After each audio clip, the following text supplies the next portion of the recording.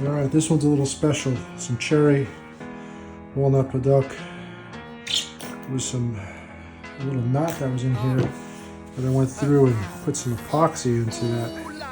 There's a little bit of a tint of a red in it. I like finding the boards that have these defects. So I think it gives a lot of character to a board. Now, nothing to say, that just this plain board without that wouldn't look amazing, but I like to have something unique. And I think this gives this board a nice, unique look.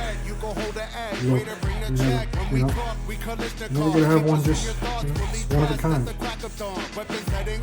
You're gonna have a board exactly the same as that.